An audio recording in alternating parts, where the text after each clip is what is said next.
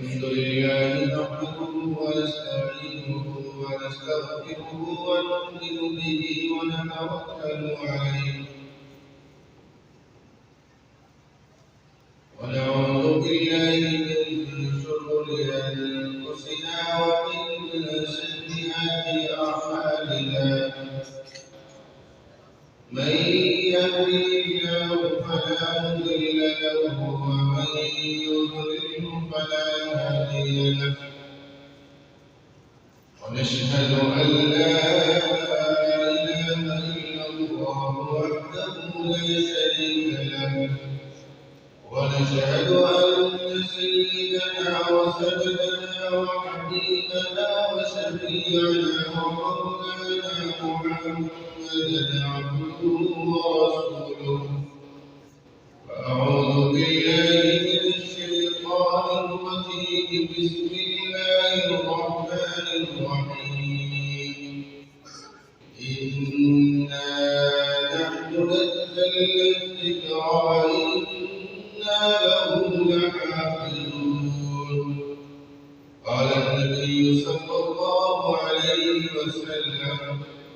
خيركم من تعلم القرآن وعلمه أو كما قال عليه الصلاة والسلام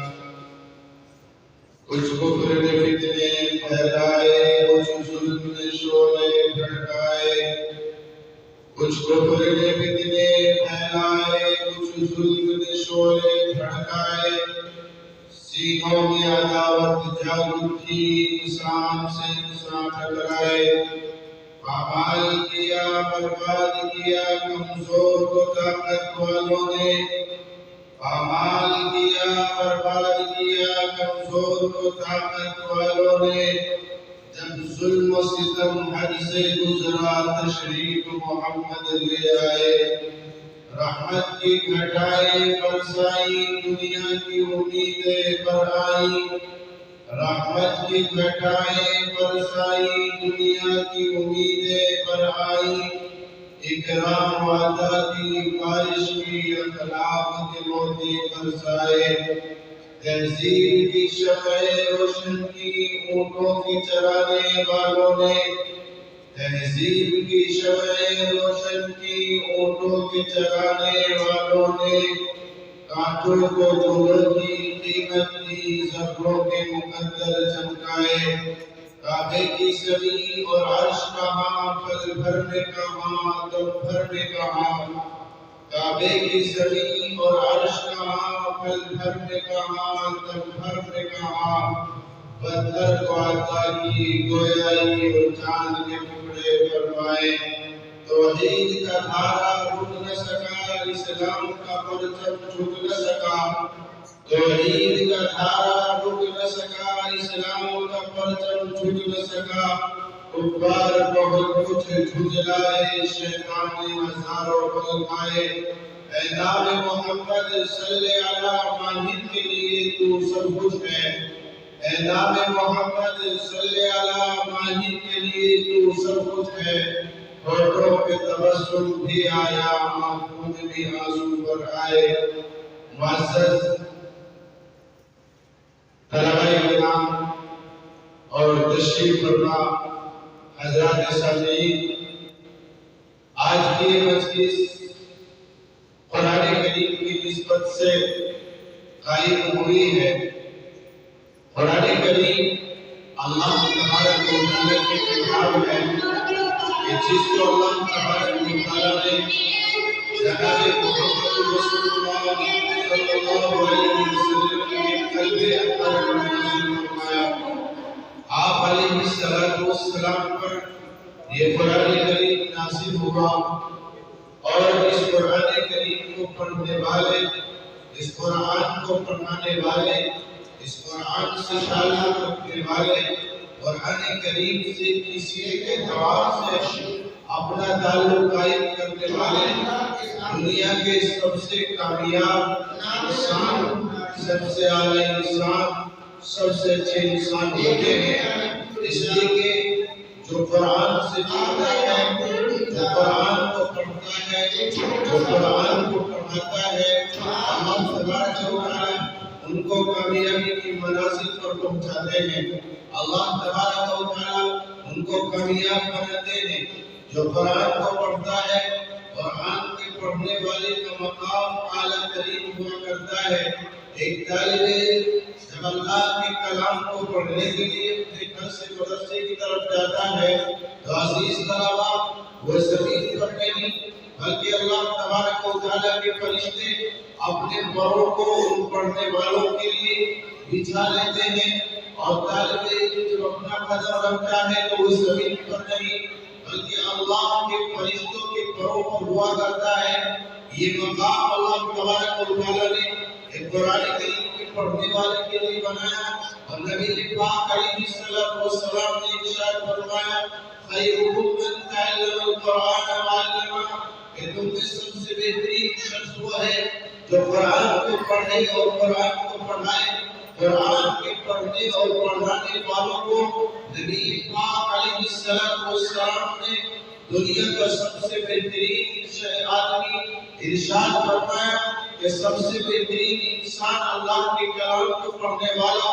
اللہ کے کلام کو پڑھانے والا ہوتا ہے۔ تو دنیا کا کوئی بھی آدمی اس کا مقابلہ نہیں کر سکتا۔ اگرچہ دنیاوی اعتبار سے کسی آدمی سے معلوم کیا جائے کہ دنیا کا سب سے اچھا آدمی کون ہوتا ہے تو کوئی کہے گا کہ تاجر ہوتا ہے، کسی اور سے پوچھے وہ کہے گا زمین خان سب سے اعلیٰ آدمی ہوتا ہے۔ مگر نبی پاک علیہ السلام نے ہم کو بتلا دیا کہ دنیا میں سب سے اچھا انسان قرآن کا پڑھنے والا ہے، قرآن کا پڑھانے والا ہے۔ اس لیے عزیز طلبہ ہمیں اس قرآن کریم میں خوب محنت کرنا چاہیے اور اللہ کی اس کلام کو اپنے سینے میں محفوظ کر لینا چاہیے۔ اللہ کے کلام کو پڑھنے کے لیے ہمیں پوری محنت اور کوشش کرنی چاہیے۔ یہ اللہ کا کلام پڑھنے والے کل قیامت کے میدان میں آپ دیکھیں گے کہ ان کا احساس کیا ہوگا، ان کا اکرام کیا ہوگا، اللہ تبارک و تعالیٰ ان کو کیا مقام عطا فرمائے گا، اس کے بعد آپ سن سکتے ہیں۔ لیکن دیکھنے کا تعلق قیامت کے دن ہوگا کہ جب تمام قلیل آخرین کا اجتماع ہوگا، وہاں دنیا کے تمام انسان سب بستہ کھڑے ہوئے ہوں گے اور ان صفوں کے اندر ایک حافظ قرآن اللہ کے کلام کو پڑھنے والا جو راتوں دن محنت کرتا تھا اللہ کے کلام میں، جس کا مشغلہ قرآن کریم جو اللہ کے کلام کو پڑھتا ہوا رہتا تھا اور اللہ کے کلام پر عمل کرتا تھا، ان سبوں کے اندر ایک حافظ قرآن اللہ کے کلام کو پڑھنے والا بھی کھڑا ہوا ہوگا تو اللہ تبارک و تعالیٰ فرمائیں گے اور حافظ قرآن یہاں جو کھڑا ہے آپ لائن سے نکل کر کے باہر آ جا، اور یہ دیکھو یہ جنت ہے کہ جنت کے سارے دروازے تیرے اعزاز میں کھول دیے گئے، اور جہاں اللہ تبارک و تعالیٰ فرمائیں گے اقرأ وارتقی ورتل كما كنت ترتل في الدنيا فإن منزلك عند آخر آية تقرأها۔ اللہ تبارک و تعالیٰ ارشاد فرمائیں گے حافظ قرآن تو لائن سے نکل کر کے باہر آ جا، اور یہ دیکھو یہ جنت کے سارے دروازے تیرے اعزاز میں کھلے ہوئے ہیں۔ پھر فرمائیں گے اللہ تبارک و تعالیٰ قرآن پڑھتا چلا جا اور جنت کے درجوں پر چڑھتا چلا جا، بڑھتا چلا جا، چڑھتا چلا جا، بس تیرا مقام اور تیرا ٹھکانہ وہی ہے جہاں تو قرآن کی آخری آیت پر پہنچے۔ معلوم ہوا کہ حافظ قرآن پڑھتا ہوا جائے گا اور جنت کے درجوں پر چڑھتا ہوا چلا جائے گا، بڑھتا ہوا جائے گا، چڑھتا ہوا چلا جائے گا۔ اب جس کے پاس جتنا قرآن، جس کو جتنا قرآن کریم یاد تھا اتنے ہی جنت کے درجے حاصل کر لے گا، اور جہاں قرآن کریم کی آخری آیت پہنچ جائے گا بس وہی اس کا ٹھکانہ بن جائے گا۔ اس لیے عزیز طلبہ ہمیں قرآن کریم کو محنت کرنا چاہیے، کوشش کرنا چاہیے، قرآن کریم کو مکمل طریقے سے پڑھنا چاہیے۔ یقیناً اللہ تبارک و تعالیٰ جس کو قرآن کریم کی دولت عطا فرما دیتے ہیں وہ دنیا کا سب سے اعلیٰ انسان بن جاتا ہے، اس سے بہتر، اس سے اعلیٰ، اس سے عرفہ اور اس سے اچھا آدمی دنیا میں کوئی نہیں ہوتا۔ اس لیے کہ اللہ کے کلام حفاظت کرنے والا ہے، اور جس کے لیے اللہ تبارک و تعالیٰ قرآن کریم کی حفاظت کے انعامات کرے وہ دنیا میں سب سے اعلیٰ اور ممتاز انسان ہوا کرتا ہے۔ اس لیے ہمیں قرآن کریم پڑھنا چاہیے، قرآن کریم میں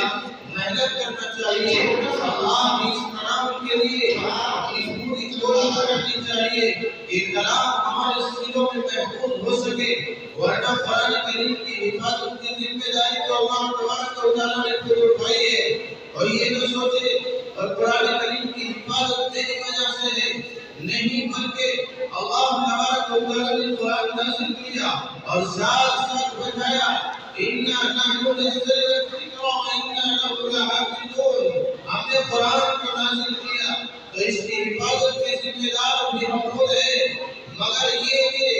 جس کو بھی اللہ تبارک و تعالیٰ اس قرآن کریم کی حفاظت کا انتخاب کرے وہ سوچے کہ میں خوش قسمت انسان ہوں، اللہ تبارک و تعالیٰ نے قرآن کریم سے مجھے جوڑا ہے، اور کسی بھی اعتبار سے اگر اللہ تبارک و تعالیٰ نے قرآن کریم کی خدمت کا ہمیں موقع دیا تو اس لیے اس کو اپنی رسالت سمجھیں کہ اللہ تبارک و تعالیٰ نے قرآن کریم کی حفاظت کے لیے ہمارا انتخاب فرمایا۔ اس لیے قرآن کا پڑھنے والا دنیا کا سب سے اعلیٰ انسان، اس لیے ہمیں قرآن کریم کے پڑھنے کے لیے، قرآن کریم کو اپنے سینے میں محفوظ کرنے کے لیے، قرآن کریم کو یاد کرنے کے لیے، قرآن کریم کو حفظ کرنے کے لیے جتنی بھی محنت کرنی پڑے، مگر اللہ کے کلام کو پڑھنے کے لیے اتنی بھی سعادت سمجھے۔ ایک حافظ قرآن کا مقام، اس کی عظمتوں کے کیا کہنے، اس کی عظمتوں کے کیا ٹھکانے، اس کا اندازہ آپ لگا سکتے ہیں۔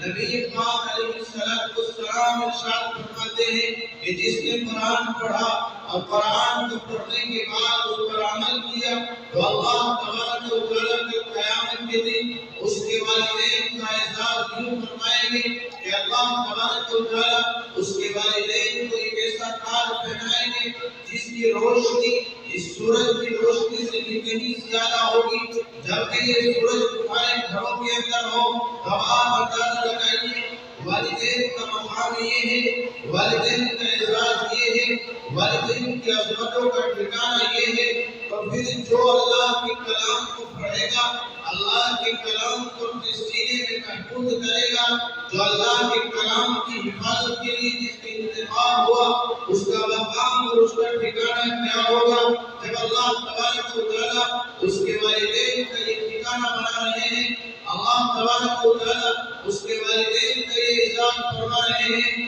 تو حافظ قرآن کا اعزاز کیا ہوگا، اس کا مقام اور اس کا مرتبہ کیا ہوگا؟ اس کو ہمیں اس حدیث سے سمجھ لینا چاہیے۔ اس لیے ہمیں قرآن کریم کو محض محنت کے ساتھ اپنے سینوں میں محفوظ کرنے کے لیے پوری کوشش جہد کرنا چاہیے۔ اللہ تبارک و تعالیٰ ہم سب کو قرآن کریم کی خدمت کے لیے قبول فرمائے اور قرآن کریم پر عمل کرنے کی اللہ تبارک و تعالیٰ ہمیں توفیق عطا فرمائے۔ آمین۔ وآخر دعوانا الحمدللہ رب العالمین۔